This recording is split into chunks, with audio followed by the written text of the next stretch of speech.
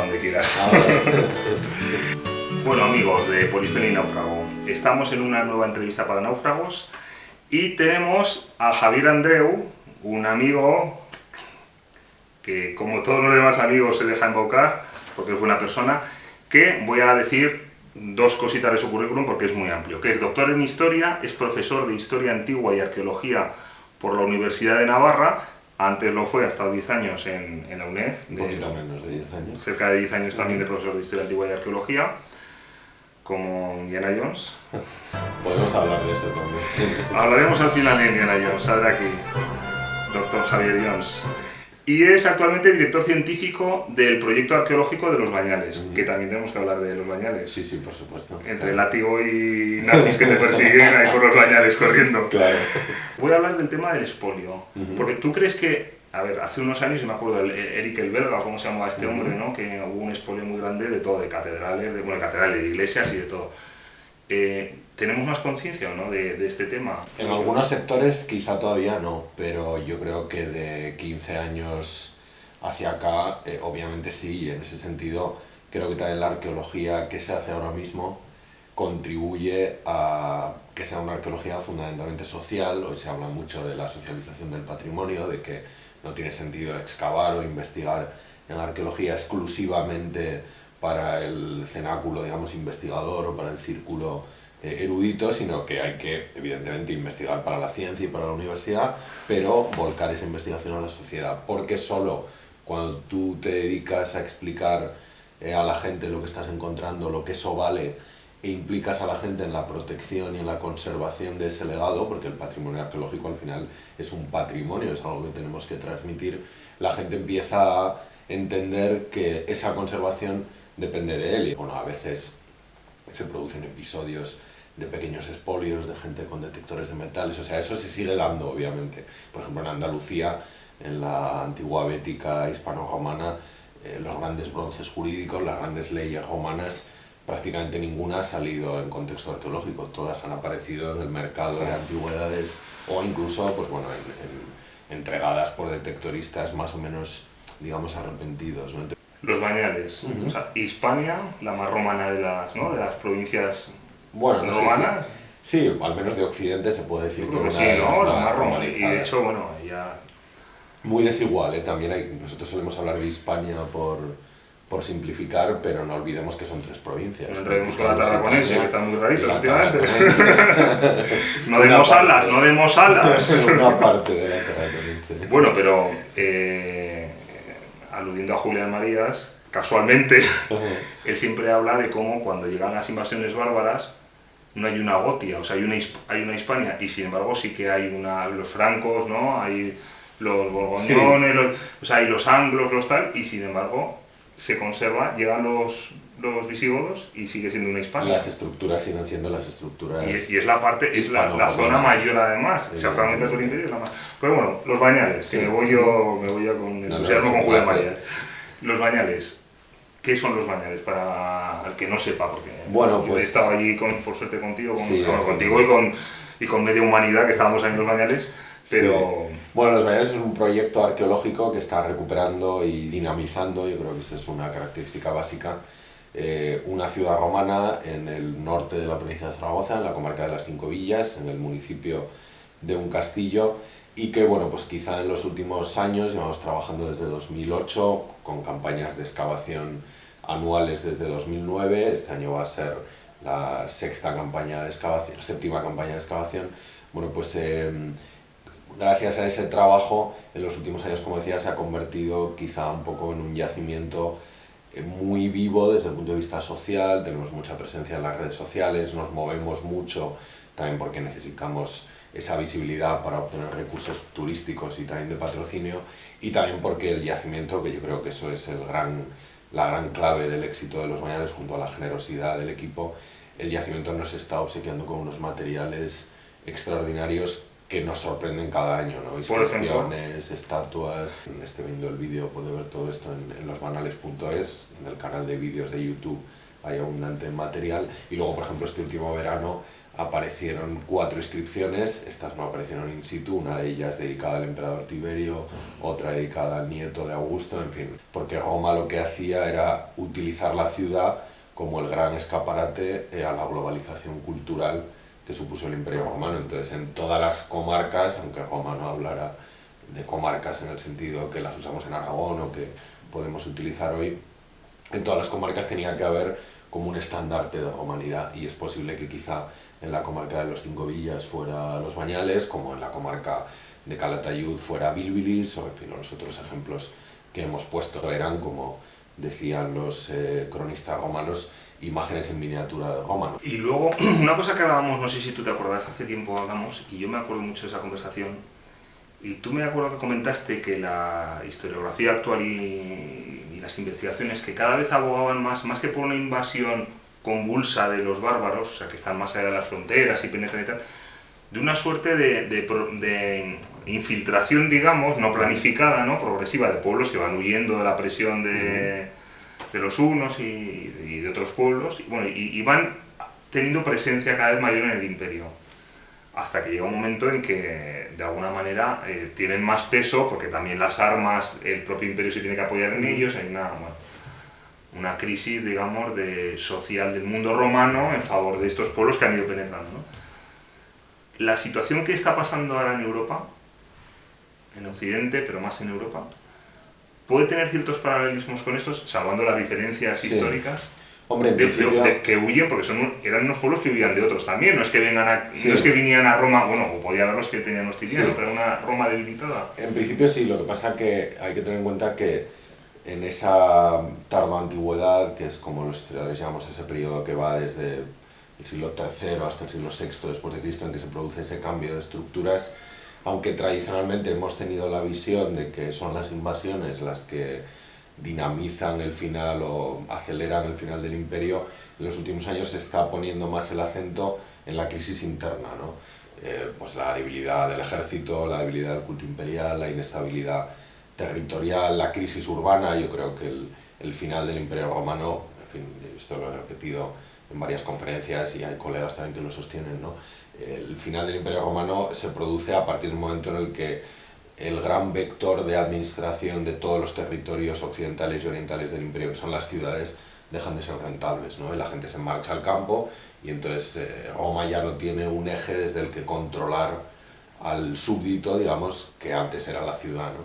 Entonces, teniendo en cuenta todos esos elementos, sí que hay algunos, quizá de crisis espiritual o de crisis intelectual, de crisis de identidad y por supuesto de presión de grupos extranjeros que podrían recordar a lo que estamos, bueno, pues también tristemente viviendo en estas fechas, ¿no? No sé si tanto como para decir que estamos en el ocaso de una civilización, pero sí que es verdad que se ven algunos indicios que desde luego se aproximan a lo que pasó en Roma, pero es bueno subrayar que lo que pasó en Roma no fue exclusivamente una barbarización del imperio, sino que esa barbarización del imperio fue precedida de una serie de acontecimientos que prácticamente desde la muerte de Marco Aurelio hasta Carlomagno y hasta la irrupción del Islam, ¿no? Bueno, pues prácticamente se fueron repitiendo, ¿no? Y se fueron acumulando, ¿no? Con lo cual fue una crisis que duró, o una transformación, porque a veces no está muy bien visto lo de usar el término crisis, que siempre es muy peyorativo, ¿no? Una transformación que duró siglos, ¿no? Bueno, pero es una barbarización y una romanización de los bárbaros, porque son arrianos la mayoría, ¿no? Se han cristianizado al arrianismo, que es la... Lo que pasa que también la cristianización del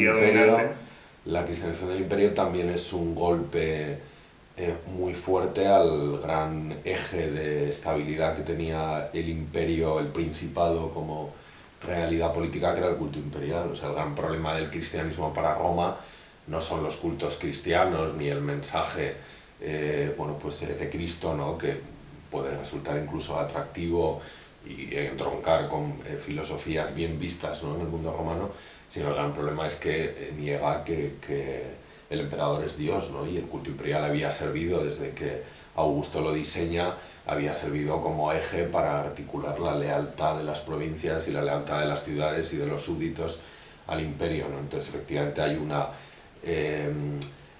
esa barbarización es a su vez una cristianización que a su vez es una romanización. Lo que pasa es que claro, esa romanización de la tarda antigüedad es una romanitas, digamos, un poco diferente, ¿no? Que no tiene nada que ver con la romanidad, pongamos hasta Marco Aurelio, ¿no? La romanidad del Alto Imperio. Yo hace poco le vi una entrevista que le hacían a un historiador de filosofía, a Rémy Brague, en francés pronunciado como tú bien sabes que yo decía que de alguna manera que Roma, el conquistador, había tenido, lo decía no en un sentido peyorativo lo que voy a decir, sino positivo, un complejo de inferioridad cultural con respecto a Grecia, y que eso les había llevado a propagar la cultura helenística, ¿no? Y luego a adquirir las clases más ilustradas, incluso el griego como lengua culta, ¿no? Bueno, y hemos heredado Grecia también a través de Roma, ¿no? Nosotros. Sin duda. El Imperio Romano es sobre todo un imperio militar y comercial. Se impone a Cartago porque es una potencia militar más fuerte que Cartago, que es fundamentalmente un imperio marítimo y comercial. Y siente esa debilidad, digamos, desde el punto de vista cultural, ¿no? Por eso, volviendo de nuevo a Augusto, él es el que encarga a Livio que haga la historia del pueblo romano, que encarga a Virgilio que escriba una epopeya a la manera griega, es decir, hay un guiño constante al mundo griego y una idea, pues bueno, de que la cultura griega es la gran base del pensamiento romano en origen, aunque también es verdad que desde la época de la República hay actitudes filohelenas y antigriegas, ¿no? Entre los prohombres romanos, ¿no? Pues Catón u otros, ¿no? Que decían que Roma tenía autosuficiencia moral e intelectual como para olvidarse del mundo griego, pero sí que querría subrayar que a pesar de eso, a pesar de ese síntoma de debilidad o de reconocer que del mundo griego puede recibir un pozo cultural solvente, yo creo que Roma quizá con el imperio de Alejandro, a lo mejor serían quizá también con el imperio persa, pero bueno, hablando de imperios mediterráneos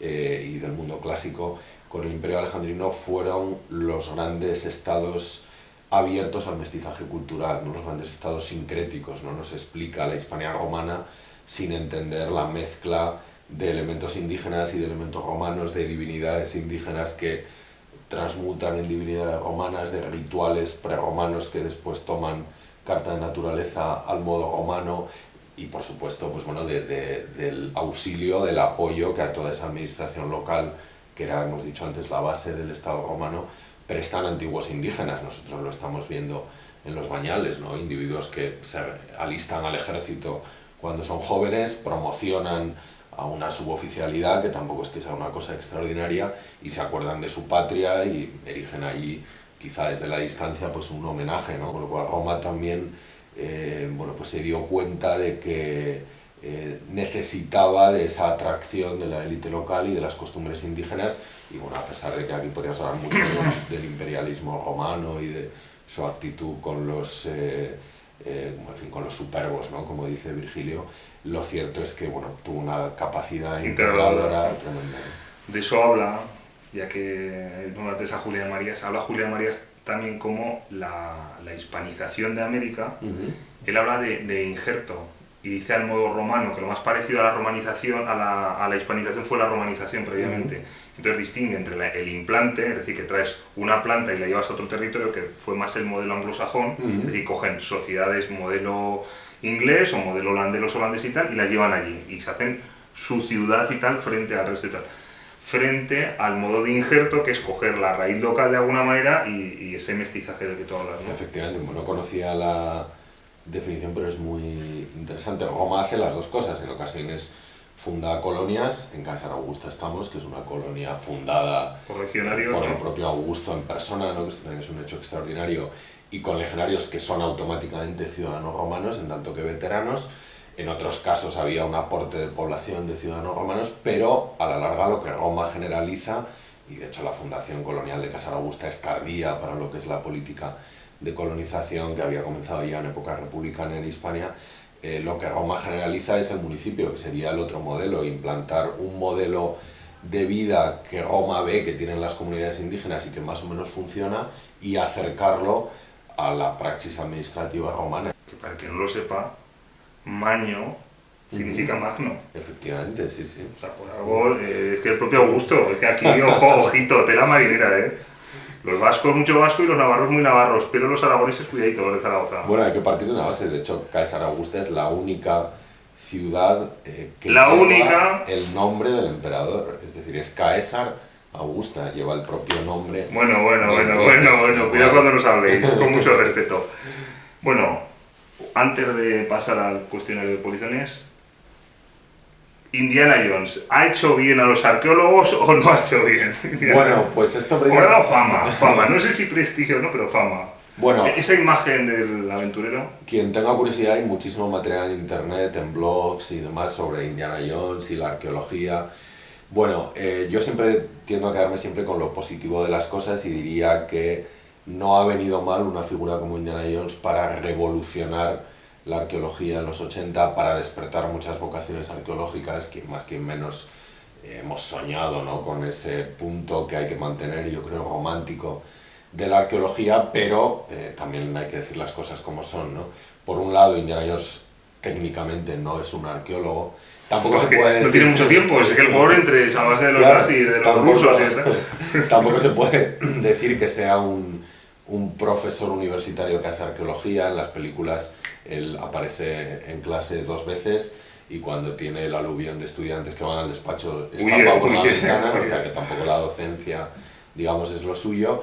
Y luego además él busca el objeto, ¿no?, por encima del contexto, ¿no?, pues el grial o el arca, que son datos arqueológicos muy interesantes, pero que él tiene la fortuna en las películas de encontrar en un contexto que habitualmente no le interesa. Él busca solo el objeto, con lo cual salvajemente podríamos decir que Indiana Jones, más que un arqueólogo, es un expoliador. Pero precisamente las 2 secuencias en las que Indiana Jones aparece en clase, una creo que es en La Última Cruzada y la otra es En Busca del Arca Perdida, particularmente la de La Última Cruzada son 5 minutos de secuencia, sumando las 2, ¿no?, que además es una especie de remake, la de La Última Cruzada de la del Arca Perdida.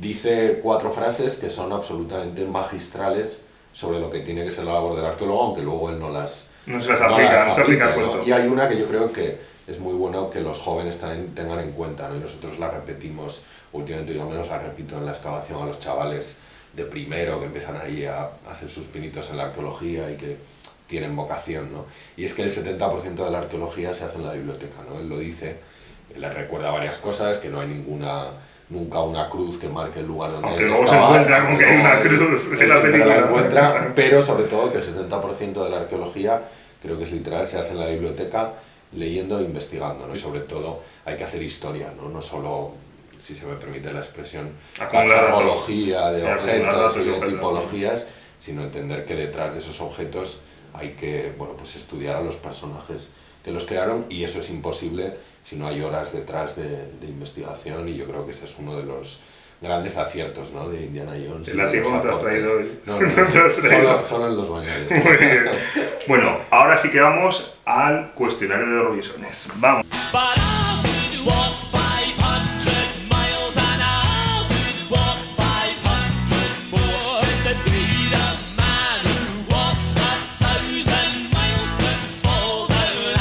Primera pregunta.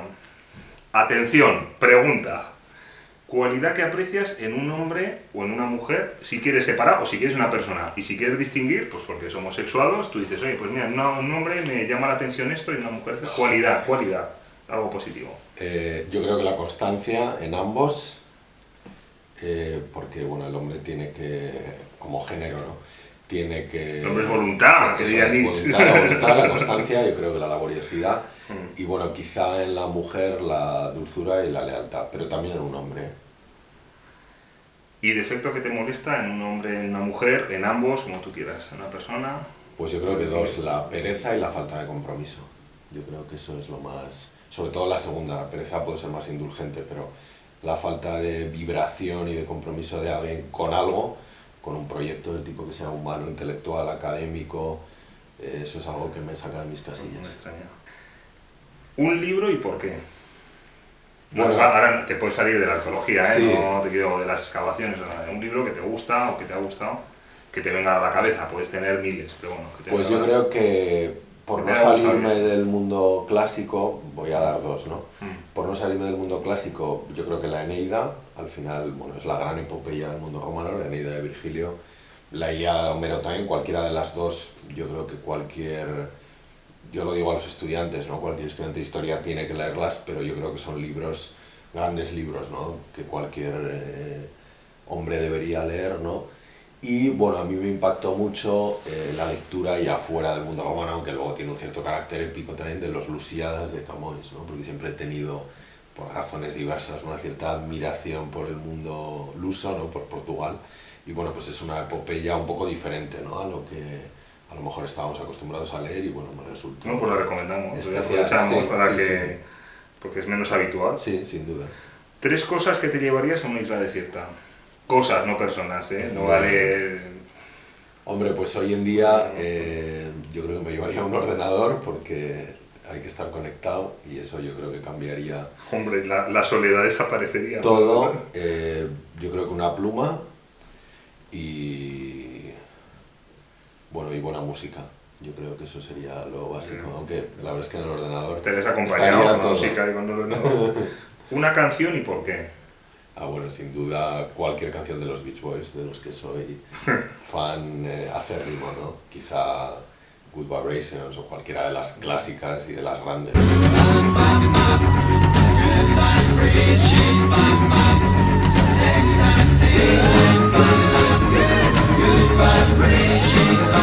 Pues estos ya son Sublimes, setenteros o por ahí, ¿no? Bueno, están bastante decadentes. Han llovido, ¿eh? Sí, ¿Pero sí, siguen aún sí. cantando? Sí, sí. Bueno, siguen todos los grupos, ¿no? Aquí ya, Bueno. pronto salen, tú que sabes que luego pronto salen momias a tocar. Sí, Porque los, bueno, sí, eso los es Rolling cierto. Stone, cada gira, voy a ir Sí, porque debe ser la anuncian última, pero yo una- llevo 30 años oyendo que la gente va por si es la última. Bueno, los mismos ya, varios han muerto y ellos están ya en un estado un poco, menos Brian Wilson, que parece que tiene una segunda juventud un poco lamentable cuando los ves, pero bueno. Surfeando en USA, tal, ya, pero...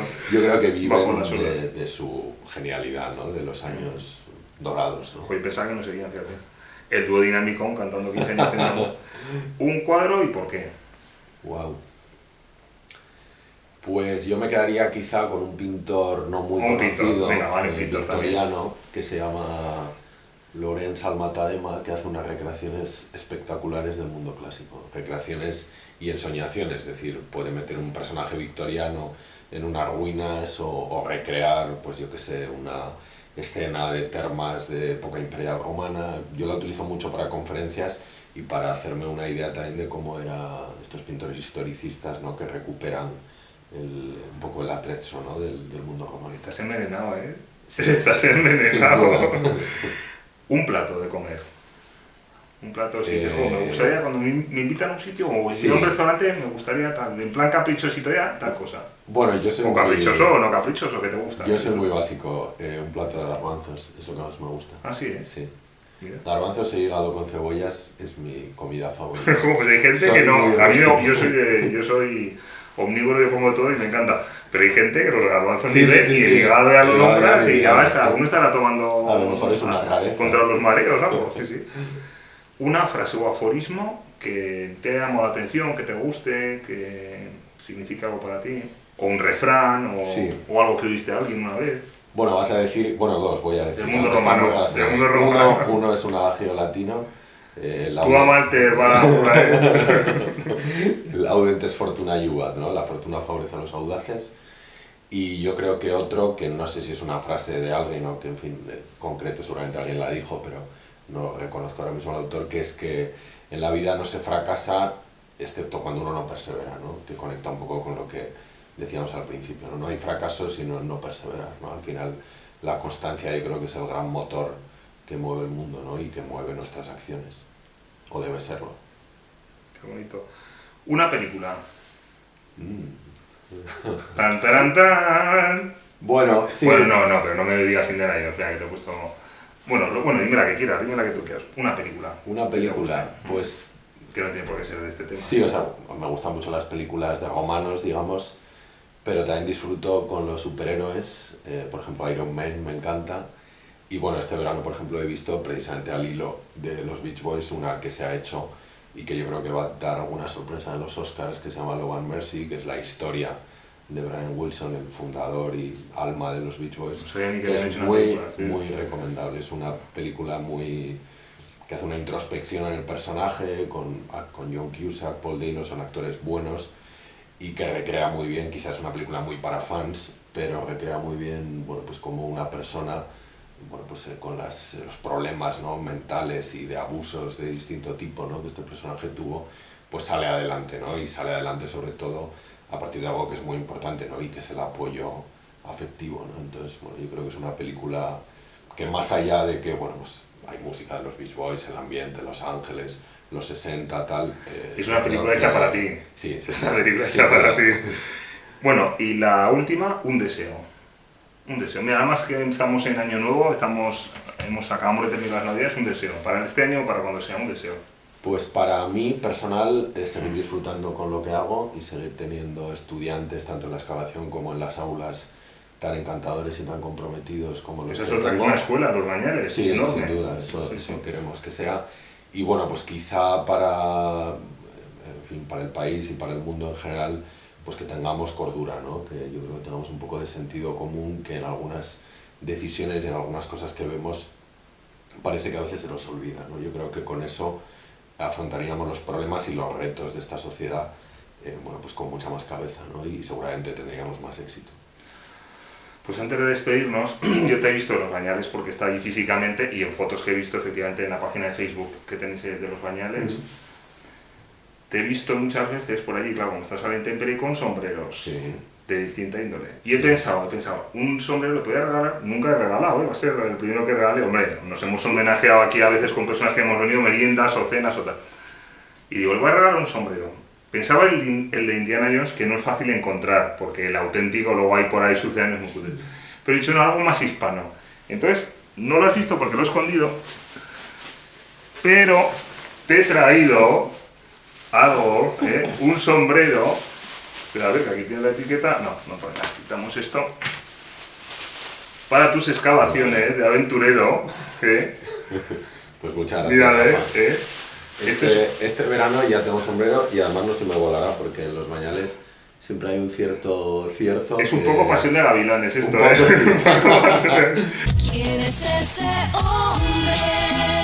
Pero bueno, no sé qué dirá Paula, te verá así un poco, te veo ya con acento un poco mexicano. Yo creo que le encanta. Sí. Muchas gracias. ¿Te va? Ha sido un Oye, pues ha sido un placer. placer. Y invitamos, ¿qué fechas suelen ser las puertas abiertas de Los Bañales? Pues, para que se anime, porque sí. son puertas abiertas, puede ir sin Efectivamente. necesidad de nada, ¿no? Ir Bueno. allí, llevarse merienda o ir a comer luego al Sí, pueblo, los a la Bañales restauración. están abiertos todo el año. Se pueden visitar en cualquier momento, por libre. Sí, Luego pero así las con visitas, explicación, que hacen y efectivamente, tal, sí. Las visitas en grupos se deben concertar en la página web losbanales.es. Los hay una Banales, pues dirección Bolañes, donde problemática uno en puede internet. escribir y solicitar una visita para un grupo de 20, 25, 30, etc. Y luego hay un día que suele ser el último domingo de julio, pero es bueno estar al tanto en la web y en Facebook, donde la gente se puede hacer seguidor del proyecto. Hay un día en el que mostramos lo que ha salido en la última campaña, hay teatro, hay juegos para Está muy bien niños. porque además hacéis por distribuir distintas personas en Efectivamente. zonas, entonces no es toda una masa, Eso sino es. que es rotativo en Y grupos. no se ve todo el yacimiento, se ve lo último, pero es el mejor bien día para ver lo que son Los Bañales o lo que queremos que sean durante todo el año, que es un proyecto vivo, donde no solo se excave y se estudien restos arqueológicos, sino donde se compartan esos restos con la sociedad. Llevarse sombrero o gorra, que son fechas ya que hace calor y pega el sol, o sea que... Yo llevaré este. Eso es, que acordaos y comprobad. Si yo no puedo ir, intentaré, pero por si acaso. Muchas gracias, Muchas Javier. gracias. Muchas gracias. Un placer.